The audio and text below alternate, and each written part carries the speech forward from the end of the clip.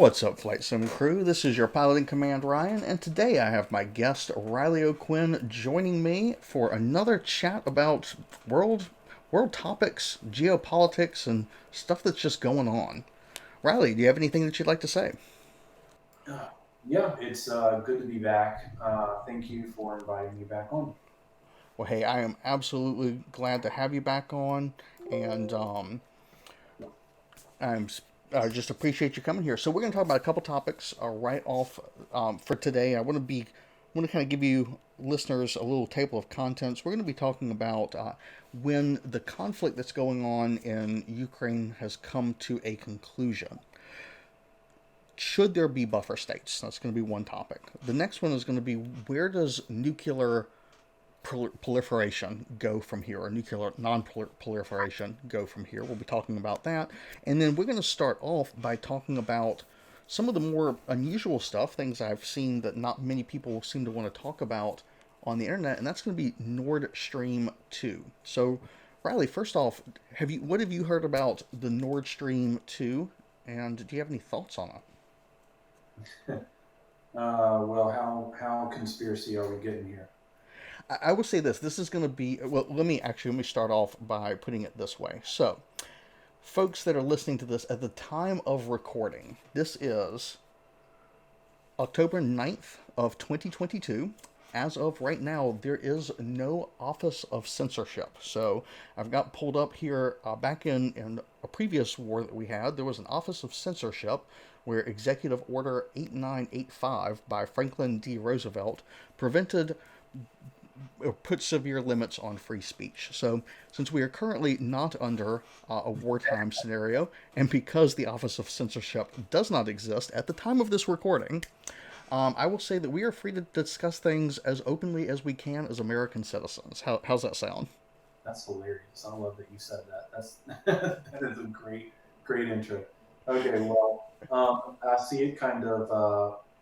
I like to play devil's advocate, so I'll tell myself one thing and then I'll argue with myself in my head about it. Mm-hmm. So let's just say that America hit the pipeline and America did it. There's a couple of things that have come forward which, kind of leans that direction. Poland,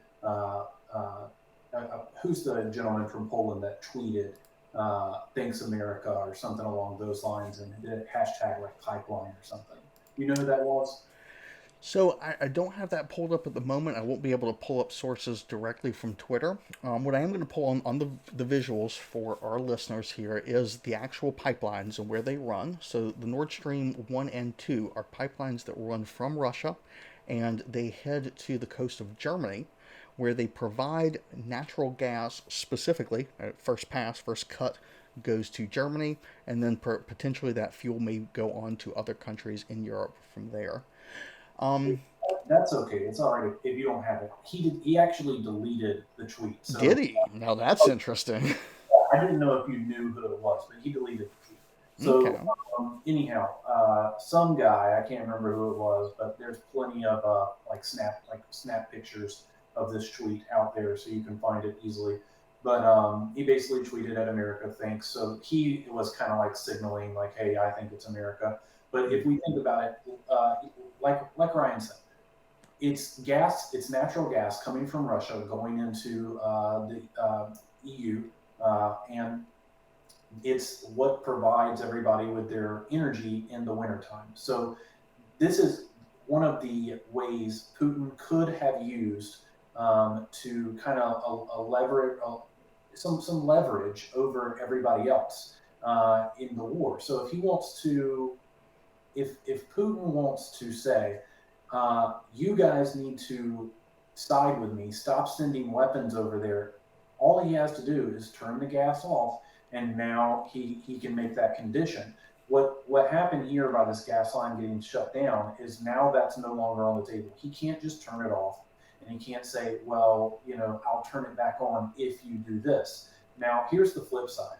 If we're playing 4D chess here, Mm-hmm. then Russia decides, okay, I'll hit it myself because what idiot would hit their own pipeline and then blames it on America? Because what idiot would hit their own pipeline that that does their own, that brings in money for them, and it is their only gambling chip right now, or I guess not gambling chip, but it's their only leverage. So if they're playing 4D chess, then sure they are going to hit their own pipeline. But I frankly don't think that Russia has the capability or the long-term vision to pull something like that off. Okay. So I Um, lean towards America. so let's pause on that part that you just brought up there, because I think this is a portion worth analyzing. So if and I this is why I wanted to bring this topic up, is because I see this time and time again with people. When someone brings this up on mainstream media, the news anchors go into defense mode. They say if you say anything other than Russia did it, that you are running with the Kremlin narrative. I've heard that verbiage way too many times, and to me that's an alarm bell. So I want to bring up one thing when I was thinking about this. So Nord Stream 2 is the second of pipelines. There's Nord Stream 1 and there's Nord Stream 2. Nord Stream 1 is an established pipeline that's been sending this natural gas. Nord Stream 2 is the newer of the two pipelines, and I want to say this is on the order of approximately a $5 billion project. And um, here's my take on it, right? So if I wanted to have a false flag or a self-inflicted wound in order to advance an agenda, and I was going to take out one of my two pipelines, because as it stands right now, I don't believe both pipelines are kaput. I believe it's just one is now diminished. The other, though, is Nord Stream 2 is going to need a lot of maintenance and maybe donezo. So would I would I destroy the older pipeline, the older infrastructure, which I know is going to need maintenance at some point because it's been sitting under salty water for X number of years? Or am I going to take out my brand new pipeline that was just built this year?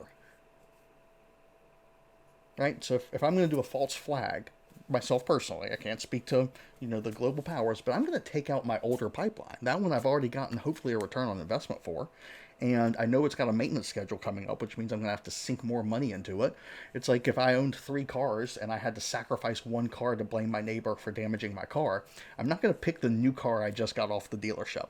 I'm going to pick the old clunker that I know is going to have to go and get a couple $1,000s worth of maintenance done to it, and that's going to be the car that sacrifice, so to speak. Does that make sense? Yeah, I would say that it does make sense, but I'm going to push back on that Uh huh. for this reason.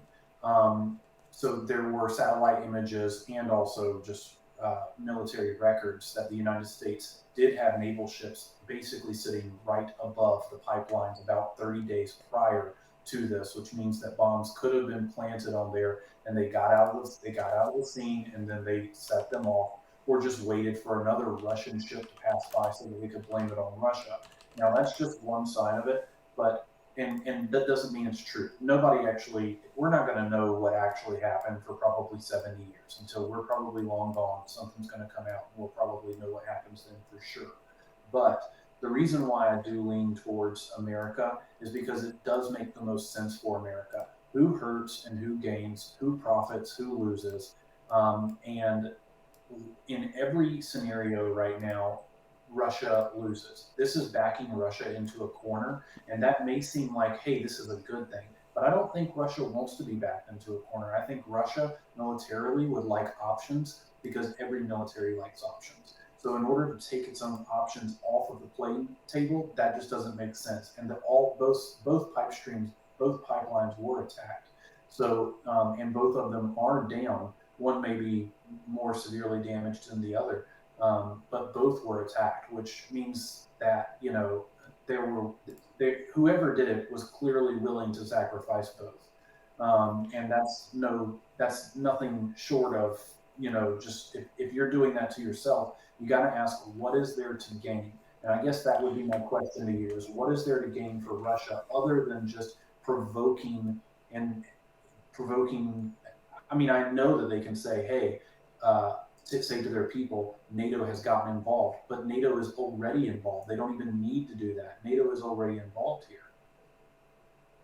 Sure. Yes. So I think that what you brought up there is absolutely pertinent, which is the most important question in this matter is who has the most to gain. So right now I've got a visual pulled up of maritime traffic. Um, this is live traffic as of the time of this recording. I don't know if the site gives me a way to roll back in the past and see closer to that. And honestly, I don't know if military vessels have to have transponders the way, say, a tanker has to have. But just looking at this, we can see there's a lot of traffic that moves through this area. And there's this particular area where this occurred is a pinch point. It's very close to an island called Bornholm. I hope I'm pronouncing that correctly. Bornholm, the Bornholm Island. And if we look in here, we can see that this is a pretty well versed corridor with a lot of tankers that go through it. So somebody was on a ship that night and saw something funny going on. We're going to keep it at that. Now, where I want to kind of piggyback off of what you said there is who has the most to gain. So for my interpretation of this, I don't believe that Russia necessarily has the most to gain because it's their bargaining chip. I also don't think that America necessarily has the most to gain either. Where I'm going to go with this, so where I'm going to go with this is I'm going to say to our listeners, out of Europe, what European countries have a vested interest in making sure that Germany continues to supply equipment to Ukraine to ensure that if Russia is going to be belligerent, which they are, if Russia is going to be belligerent and is going to have forces somewhere in Europe, what would who has the most to gain from keeping them in Ukraine as opposed to potentially deploying them on other regions of Europe. So I'm going to zoom in here. There's one particular country. I'm going to name just a few, so that our listeners, can have an idea. But I'm not trying to single out any of these countries. However, NATO countries that share a border and, in my opinion, probably have a vested interest in keeping this conflict far, far away from them are Estonia, Latvia, Lithuania, and Poland, and that pretty much makes up a large amount of this coastline. Any ports in those countries could have been a potential origination point for a vessel with some form of explosives to go out and to have damaged that pipeline. And I personally think they have the most to gain by making sure that if war is going to happen in Europe, which it is, keep it in Ukraine. Don't let it go to any other country. Okay, so I just want to clarify on that. Mm-hmm. Saying that the NATO has the most to gain. I don't necessarily think that NATO has the most to gain. I think that independent countries looking out for their own needs, right? So specifically, let's just say I'm Poland and I got steamrolled during World War II, and I don't really feel like getting steamrolled again if there's another world war. World War. I have the most vested interest. And I'm not trying to single out this country, but I have a vested interest in making sure that this war, since it has now come to the shores of Europe, stays as far away from my border as possible. And if if the Nord Stream pipeline is no longer an option, then I have a better feeling that Germany is going to continue to supply arms to my neighbor Ukraine in order to keep that war as far away from my border as possible. Does that make sense? Yeah, I'm following you. What I think is going on here, sorry, what I think is going on here, and I do follow what you're saying there, is that America, if I'm reading the situation correct here, is say America does have the most to gain here. America is considered still the world leader, and America is the one leading this initiative, sending the most arms. And it really is basically already a war between Russia or Putin, if you want to say that, because I don't think all Russian people, nor all American people, nor all anybody really is fully wanting this to go on. I don't think anybody really wants this to go on. I think it's really a war between leaders. But if we're looking at who has to gain on this, Mm-hmm. America does not want Russia to have a bargaining chip, one. Mm-hmm. Another thing is that by claiming that the pipeline was striked, it does not it's not bringing NATO into it, so it's not a direct attack on NATO. Um, but it is still enough of a provocation uh, to piss off everybody else in NATO, because come wintertime, they're going to wish they had that. The gas prices are going to go up, and the pain is going to come from this. And so there may be enough. You got to think about the propaganda on both sides from everything, because there's propaganda on both sides. So the propaganda that will come from this will not be it's already gone. There's nobody saying anymore that America did it. You don't see any major news outlets saying America did this. So what's going to be happening now is all major news outlets are going to be now saying, because of Putin, your gas prices are high, which they've been doing that on Putin for years. And so this is a long time. It's been America's game plan to make sure that they stay in power, and I am definitely partisan to America. So um, I have no problem with that. I think that we have a great structure. I think we have a great constitution. So I have no problem with us trying to remain in power and spread our influence. I don't think there's a problem with that. And I don't have a problem saying that. So you're saying you're comfortable with American hegemony because of our values and our freedom, and hey, my bias is also as an American. I completely agree with that. Probably most of our listeners are going to agree with that. Yeah, that's correct. I do believe that. I don't think we get everything right. I do think we mess some things up. I do think that we do things that are wrong sometimes. But I don't think that you can put that entirely on the American people, nor can you put that on the Constitution. That's Correct. another. Correct. Just like you said, the people of Russia may not be for this war in Ukraine. Right, The people of America, our government has done some pretty messed up stuff that we don't really agree to, and we right. just hope that we have the appropriate checks and balances to stop that when it's happening, and then hopefully correct and ensure that doesn't happen in the future. Yeah.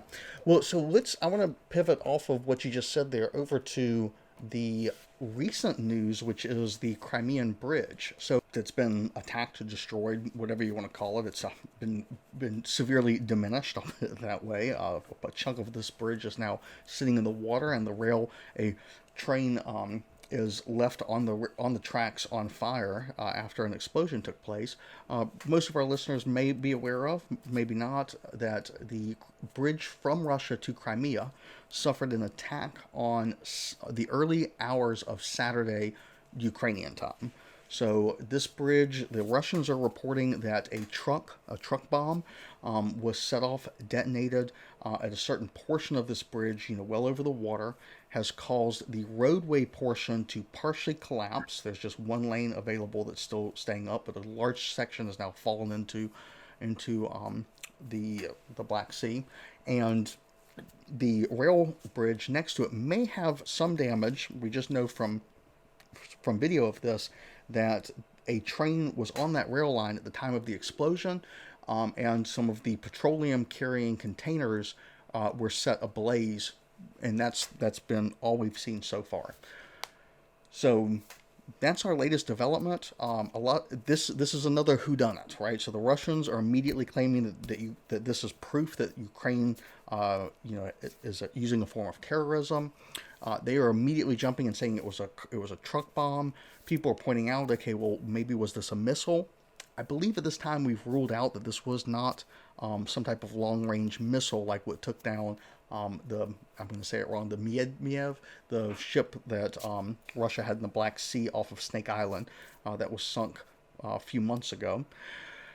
However, other folks have pointed out that to take out a bridge in such a way that you cause it to structurally fall in on itself requires a lot of explosives. And the fact that it blew up at the same time when a train was on the tracks, and not only just any part of the train, it was the part of the train that had petroleum on the tracks where the explosion was.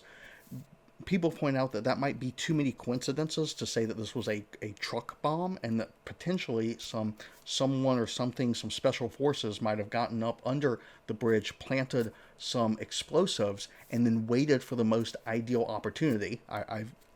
as in that train being there, Mhm. to detonate this this explosive device underneath the bridge, causing massive damage to the structure underneath it, That part of sounds it collapse, and then some to catch on fire.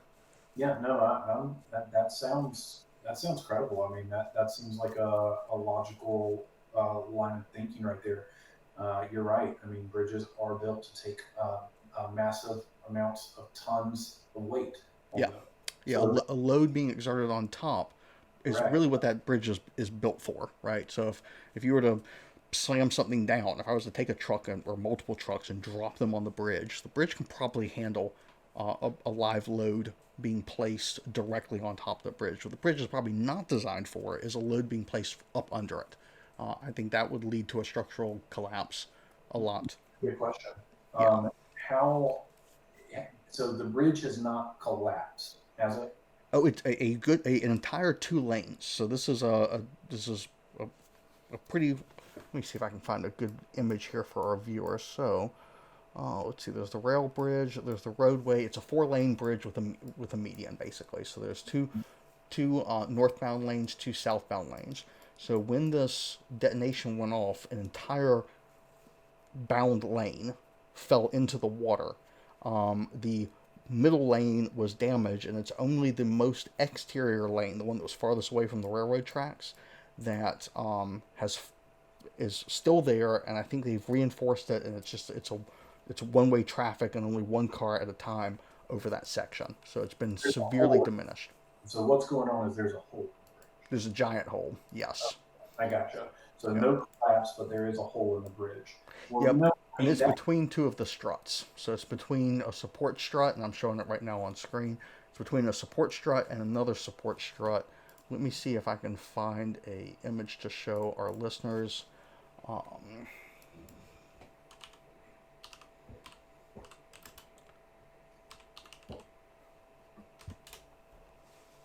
and yes, okay, so here is an image. Let me see if I can find the best one that actually shows the section missing. Yep, so okay, I've got that pulled up. So basically, one two of the of the lanes, so let's just call it the northbound lane. I'm not sure the orientation, but the northbound 2 lanes are good. Southbound 2 lanes are now literally in the water. If you were driving down them, you just drive right off the cliff and into the water. And then in this photo, you can actually see the train and the petroleum, the circular cars, and a few of them are on fire. I would love to know if those things, because clearly the engineer had the wherewithal to separate the locomotive from a portion of the train and get the train away from what potentially could be a large explosion. If one of those petroleum carrying things actually had any type of petroleum in there, it's going to be, or any type of oil product, it's going to be what's known as a bleb, which is boiling liquid expanding vapor, and it's a very large explosion. Usually, if a potential of a bleb exists, and I tell our listeners to, you can Google bleb, BLEV. Um, it's a 3 mile radius that you clear. So as a first responder, you clear 3 miles around that, 3 to 4 miles, to make sure that if that thing explodes, that no one gets hit with shrapnel or any other very dangerous thing, because you basically have a giant hand grenade on your hands at that point. Right, right. Yeah, I'd say that that is another whodunit for sure because, but by the sounds of it, it sounds like it was either intentionally uh, tried to not be sophisticated, or it just wasn't sophisticated. And I mean, it could really go either way. I mean, Russia's not the greatest military in the world, so Sure. we figured that one out. Well, hey, Uh, so I know that you've been listening to various conspiracy theories. So on the two topics we've touched on so far, what have you picked up on what you would deem a conspiracy theory that you may want to share with our listeners? um, well, I'm gonna go on. Let's see here. I'll go on the. It all kind of ties in together. So these are kind of the things that I've been hearing, and I think a lot of people probably think I'm crazy. That's okay. So a currencies are tanking around the world. So that's one thing which is all tied into this idea. The World Economic Forum did discuss going to blockchain currency. Mm. They planned, and they have outright, Klaus Schwab outright says it's, the Great Reset and trying to get everybody on the same economic um, currency, I guess you'd say, Hmm. and that would be on a blockchain. So that kind of ties into this. But another really large one, I know there's a lot of people out there saying this, which is depopulation. You've got um, you've got people, and you've got people in power who are literally playing a game of poker, and instead of using chips, they're using people.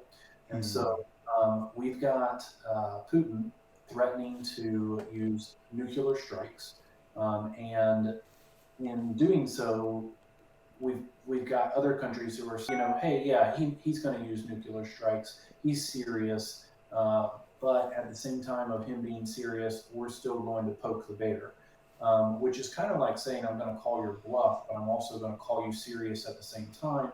And in the meantime, I'm playing with human lives. So um, it's really the conspiracies I'm hearing out there is depopulate the earth, to make it short and sweet, is to lower the global population and to put everybody on the same currency, which would be a type of USD, but not the actual US dollar. It would be on a blockchain dollar, which would be similar to probably more similar to Ethereum than to Bitcoin. Um, but yeah, I mean that's kind of what it is, and I think you could say it's just a little bit of a. I think somebody said it was like madman syndrome, where it's you're picking a country or a world, which means that either you're choosing to bomb um, a either you're choosing not to bomb a country, or you're choosing to bomb a country. And by making one choice or the other, you're choosing that your country will either win or lose, or you're choosing that the world will either win or lose. And those are the choices.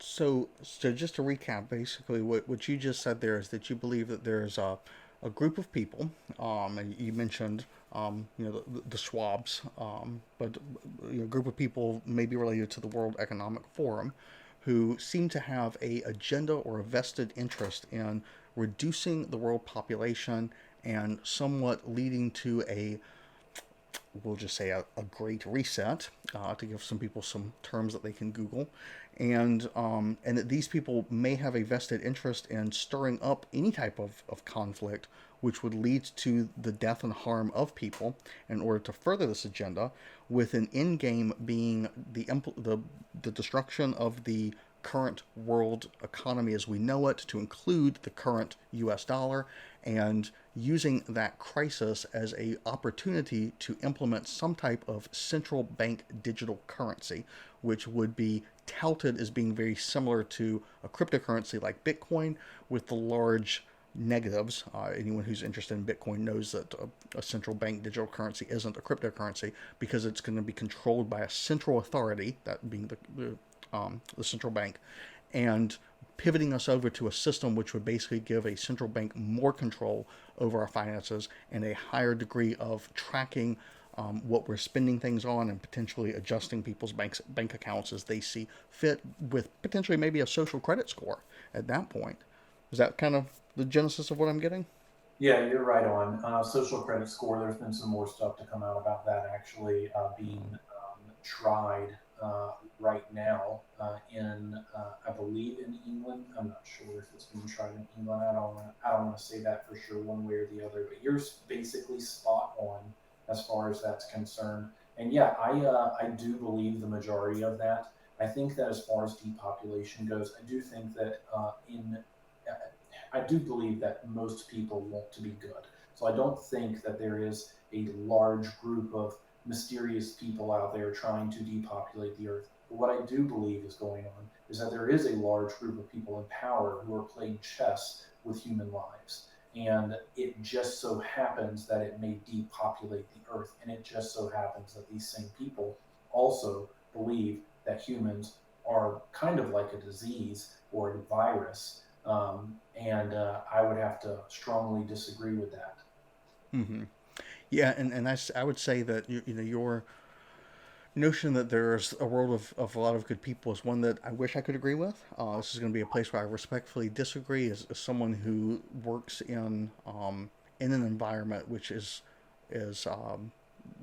well, tell the listeners I work in healthcare, which is pretty much anyone who's ever been a part of the capitalist system and realizes that they don't want to trade their labor to make someone else rich, but maybe doesn't have enough money to be an entrepreneur.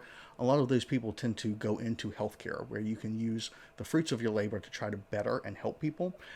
That is a minority, and I feel like we have built an economic system which rewards the greediest and most selfish people to the point that those who have most of the power, and this would be what we would deem a plutocracy. Sorry, plutocracy. I'm going to pull it up right here on screen right now, where it's concentrated the people with wealth and they're in power. I don't think they're good people.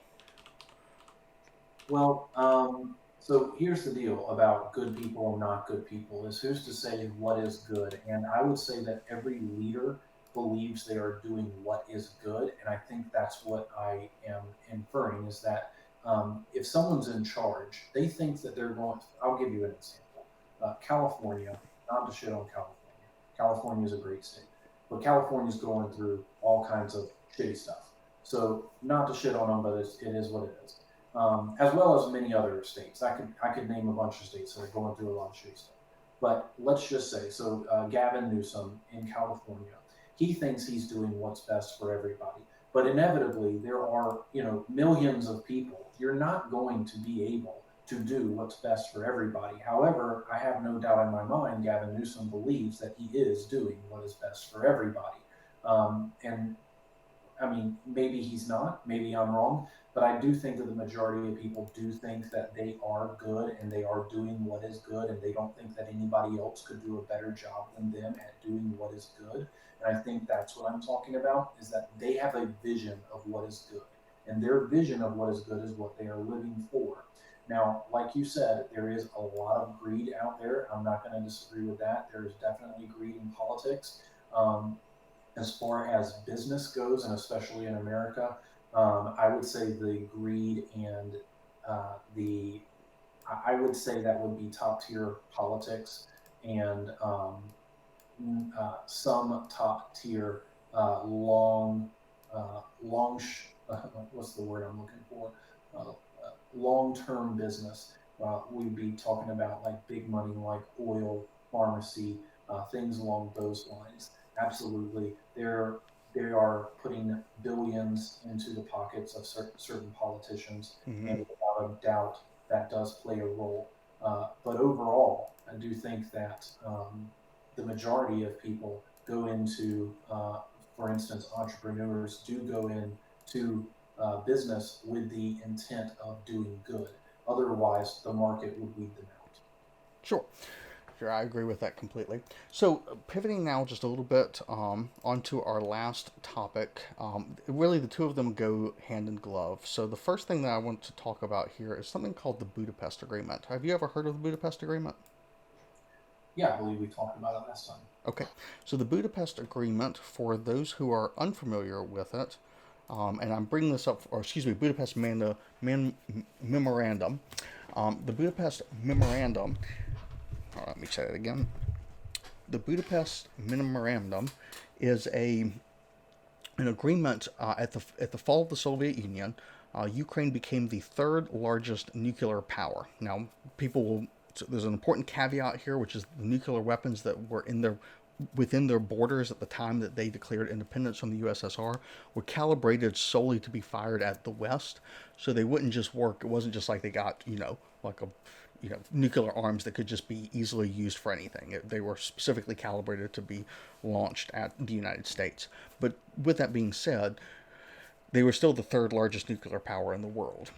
This Budapest Memorandum on Security Assurances was that basically Kazakhstan and Ukraine would give their nuclear weapons back to Russia with the agreement to the following, and it's six parts here. So it's respect of the signatories' independence and sovereignty in the existing borders. So this would be at the time this was signed, which was December 5th of 1994 that Kazakhstan, Belarus, and Ukraine, that their existing borders would be respected, refrain from the threat of force against any of the people signing on to this, refrain from economic coercion designed to subordinate any of the signatories, the three countries I mentioned, um, refrain from the use of nuclear arms against said countries, and then consult with one another if questions arise during those commitments.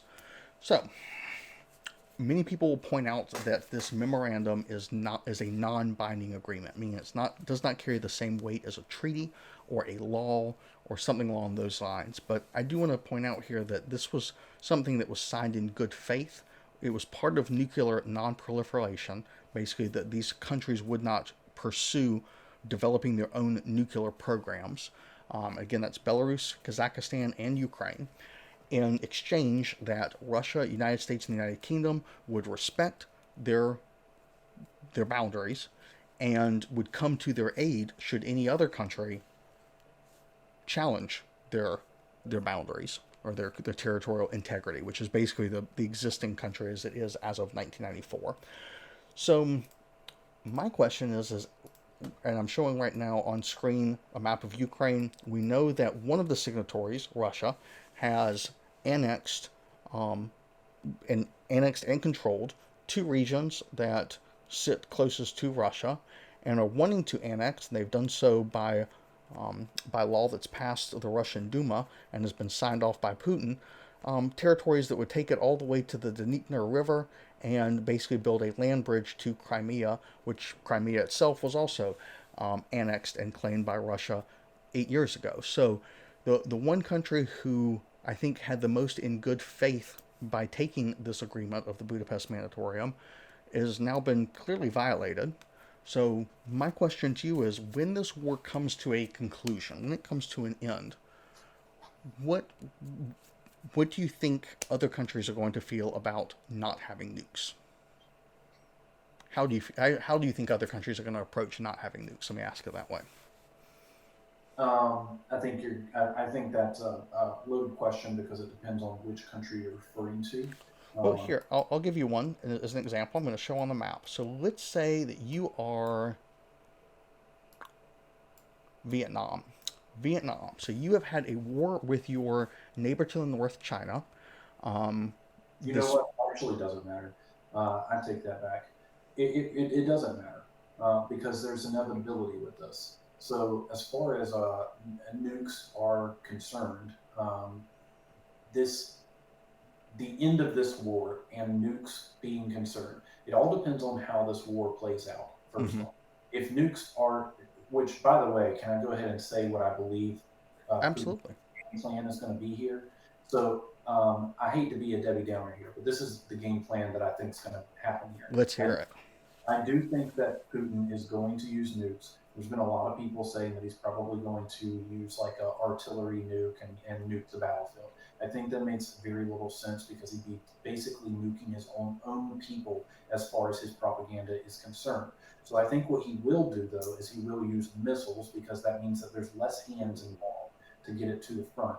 He can just launch a missile from within Russian borders that does have a low yield nuke, and he can nuke the west of Ukraine, and then he can use propaganda within his own country to say that he was nuking NATO, which encroached on Russia, because he does say that Ukraine is a part of Russia. So he can say that NATO has encroached on Russia, or I don't know if I'm using the word correctly, but anyhow, NATO has come into Ukraine, which is in his world a part of Russia, and he has now nuked that area that they have come into to push them back. He can choose to do so on a day that the wind just so happens to be blowing towards NATO countries, and that way, no more resources, no more, you know, no additional help will be able to be funneled in from the west into Ukraine, and they can then begin to do a push forward into Ukraine, a hard military push forward into Ukraine and try to seize Ukraine.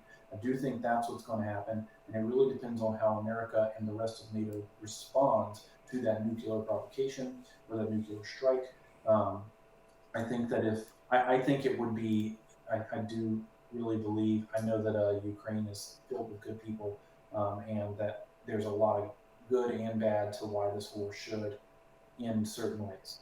But I think that it would be very unwise for NATO or any country within NATO to retaliate with a nuclear strike. And it would be very hard to do so because technically striking on the west of Ukraine is still not enacting Article 5. So it gives Putin leeway, and it allows him the ability to use a nuke, show the world that he's willing to use a nuke, not strike his own people. He can do that according to his propaganda, and he can say that he pushed back the West, which will make him look strong without enacting Article 5. That's kind of what I think his game plan is going to be. But as far as nukes going to other countries, I think that if we allow saber rattling, I guess is the word that everybody's using. If we allow that, it's going to inevitably be a norm of saber rattling across the world, of everyone trying to get nukes and everyone holding nukes and threatening to nuke this or nuke that if you don't do what we say, and if you don't, inevitably it's going to lead to a future where nukes are involved, inevitably. So, as you've been saying that, I like that you brought up the wind factor, because of course, a nuke can be detonated with airburst, which should be minimal nuclear fallout. And I would say that that's going to be reserved for a tactical nuke, probably on a troop concentration, or maybe a tank factory or an airplane factory, something that builds something and that its immediate destruction would advance a military advantage. However, if Um, if a nuke is detonated at ground level, it digs into the dirt, it irradiates that dirt, and then throws up a significantly higher level of fallout. So I've a visual I've pulled up here is the wind directions of of the entire Ukraine area and the larger area, so that our viewers can see the winds. And I was just kind of curious to see this myself. As we watch, we get close to Friday and Saturday, the winds do change direction. So the winds right, I'm looking at Saturday, the 15th, and they are blowing from east to west, meaning that a nuclear um, device detonated in Donetsk or Luhansk or in the greater Donbass area or even down in Mariupol is going to, any fallout produced is going to move over the Black Sea, affecting Turkey, Bulgaria, Romania, and possibly into Moldova. It has a much southerly direction, so definitely Turkey would be impacted by it, which is a NATO ally. It's worth mentioning that. But Russia itself, Mother Russia, would not be impacted by those winds. So we at least have evidence from weather data that there are periods, now it's gone back to the normal winds that flow from west to east later in the week, but we do see that there are periods where the winds do shift and would provide a favorable window to deploy a nuke. And heaven forbid, I hope it doesn't go that direction. But if somebody was to make that decision, there is a way that they can minimize the risk to their own country, that being the country of Russia, in deploying a nuke. However, it will carry with it the fact that this nuclear fallout is going to move over NATO allied countries, and I would imagine that would elicit some response. Well, that's kind of grim. So I want to try to not necessarily end on the worst note possible, but I do believe that in the end of this conflict, and maybe this is what's important for America's resolve in this, um, if Putin if Putin is able to gain anything, so that being any parts of the Donbass region, any parts of that land bridge to Crimea, Crimea itself, if Ukraine ends up, when all is said and done and a truce is finally signed, if Ukraine has lost parts of its country, I think that the leader of every non nuclear country is going to think to themselves, goodness, I need to develop a nuke because that's the only way I can make sure that nobody takes away my country or a piece of my country. On the flip side of that, the more hopeful side, is that if this ends up being an utter and abysmal failure for Putin, which I hope it is, the Russian soldiers are just not willing to fight. They want to just give up and say, we're done with it. a nuclear device. Hopefully, he will not decide to use those. But even if he does decide to use them, perhaps it is in an ineffective way or in a way that does not change or shake the resolve of the Ukrainian people, and hopefully will not trigger a retaliation by NATO, which I don't really see how we would avoid that, but let's just be hopeful. But if when all is said and done, Ukraine exists just the way it did in 1994, so it gets back Crimea, it gets back its territory, then hopefully we will move into an era of peace and prosperity that will last for the rest of our lifetimes, because he would have taken the biggest risk, he would have failed utterly, and he would have absolutely nothing to have gained from it other than the disdain of the entire world and the disdain of his own people, who are now, more people have left Russia, more men have fled Russia, over 300,000 now, than is what he wanted to conscript with this partial mobilization. I want to hear what are your last thoughts? Well, I think that we're skipping one thing, which is should a buffer nation still exist after this provocation or after this war or Okay, whatever. let's talk about that. Yes. Yeah. But as far as what you just mentioned, I think that that is a very hopeful outlook, and I do agree. I really do hope that that is the outlook that happens, and I hope that's the future that happens. I do see a few ways out of this, and you know, it does look like that. Um, but yeah, there's also a lot of dark outcomes, including even if he does fail, then we go back to like a World War I where Germany failed, and then it's been embarrassed by the world, and now you have the rise of the next dictator, and so on and so forth, as history likes to repeat itself. But Well, nonetheless, um, go ahead. Mm-hmm. okay, so with a nation being a buffer nation, so I think that what the question was going to be on this was, is there room or should there be a buffer nation between two nuclear powers? And my take on that is no.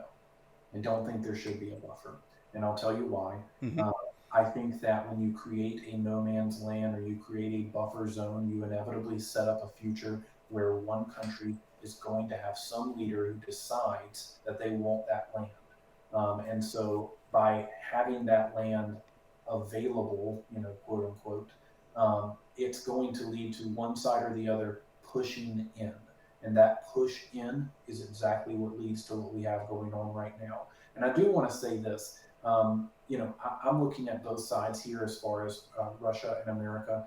Um, we have pushed in, but NATO has been ultimately peaceful. So I don't think that that's a problem necessarily pushing in. But I Mm-hmm. will say, if we're looking at it from a Russian point of view, and just to go back in time, imagine you live in a castle and your castle has been surrounded by an army, but the army has not attacked. And then you attack the army. Are you the aggressor, or is the army which surrounded you the aggressor? And I think that's the way that Putin is looking at this right now, is he's the castle, he's been surrounded, and he is not the aggressor. NATO was the aggressor. Regardless that NATO is ultimately, I believe, a peaceful Sure, unity. it's a defensive pact. It's a defensive pact. Yep. Exactly. But I do think that a buffer nation ultimately will lead to a bad outcome. And I'm going to fully agree with you on that. So, and the way I look at it is, if I am a human being that is born in a country that has been designated as a buffer nation, that's a scary world that I live in. Much scarier than if I'm born just one country over in, say, either Russia, guarded by its nukes, or NATO, guarded by its nukes. So I agree with you that when all is said and done, for the sake of the people who live in what has been currently deemed a buffer nation, just let those nations pick a side. Whatever side they want to, they should be free to go to, because I believe in self determination. But I don't think it's fair for the good, hardworking people who just want to live their lives, maybe have a couple kids, maybe watch their kids grow up, hopefully, find good jobs and have fulfilling lives. Those people don't deserve to just by random chance be born in an area that's basically going to be a punching bag between two superpowers. So I agree with you 100% that when all is said and done, there's no place in this current world that we now live in for quote unquote buffer nations. Awesome. Yeah, I agree. All right. Well, hey, Riley, I want to thank you so much for taking the time. This was a Let's Fly and Chat. And for all those listening, thank you for sticking around this long. Riley, do you have any closing thoughts or anything you'd like to say before we wrap up? I hope that everything goes well with you, and I hope that your positive outcome on this war actually comes true. That would be great. I appreciate you saying that. I have to come up with ways that allow me to sleep well at night, and I always try to find a positive outcome. Well, hey, Flight Sim crew, this has been Ryan and Riley. Thank you so much for listening. We hope that if you enjoyed this content, you'll give it a like, maybe subscribe. I do this just occasionally. This isn't the normal content I do on my channel, but I hope you all enjoyed it, and we will see you all, or I will see you all, and maybe Riley will be joining me again in the future in a future video. Thank you so much.